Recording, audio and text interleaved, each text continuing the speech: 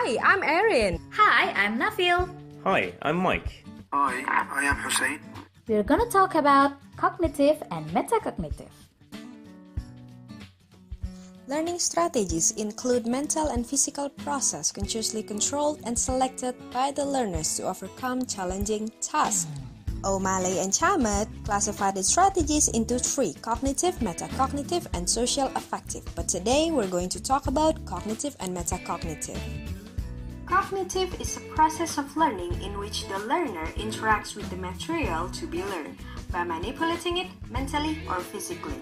Cognitive strategies include making inferences, elaborating to prior knowledge, detection, imagery, grouping, summarizing, note-taking, and resourcing.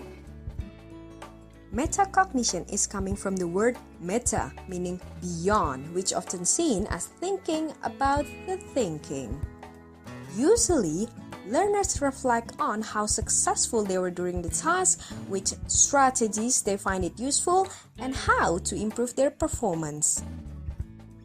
According to Chamet and O'Malley, there are three aspects of metacognitive strategies. They are planning, monitoring, and evaluating.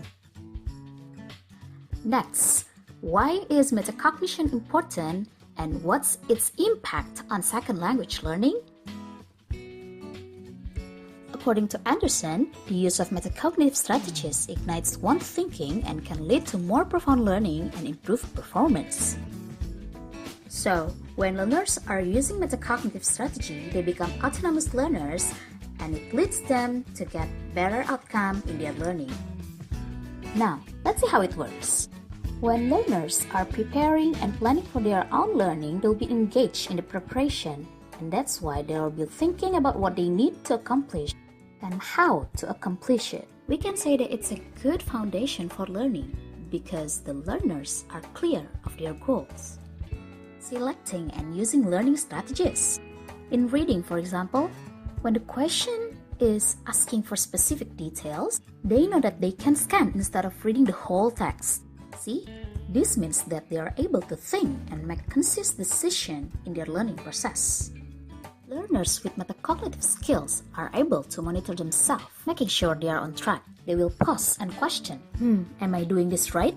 They are also good at orchestrating various strategies, combining and coordinating strategies available. You know, when this one strategy is not working, there are still other ways to do it.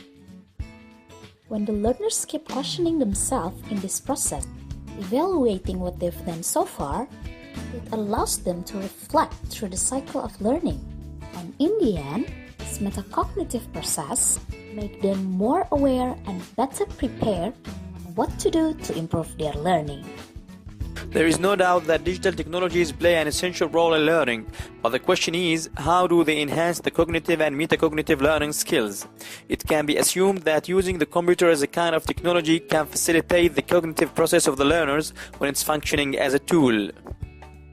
Based on Taylor 1980, functioning as a tool needs a program installed in the computer by which users can use to help them doing their tasks and activities.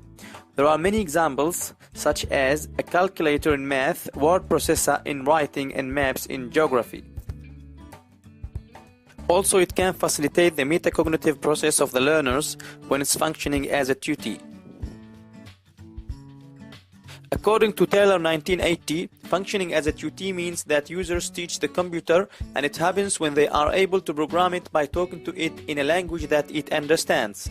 This mode of using computer is beneficial because by tutoring the computer, users will learn how the computer works as well as how their thinking works. Okay, let's take a look at some clear practical examples of worksheets developed to help a teacher incorporate metacognitive aspects into their class. These are taken from the wonderful website LD at School. Check them out in the links on our wiki. Number 1. Planning. Learners evaluate what they already know, what they want or need to know or find out, and they evaluate strategies to accomplish this. This is an example of a reading strategies matrix tool, which students use to evaluate and choose their options. Number 2. Monitoring. Students check if their understanding has changed and evaluate what they still need to know and do.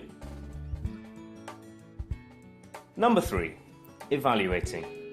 Students determine the success of their learning outcomes, their strategy use, and they evaluate their overall approach. Finally, they plan their approach for future success. If you're interested in finding out more about bringing metacognitive strategies into your classroom, check out our wiki page. And thank you for watching! Created using Powtoon.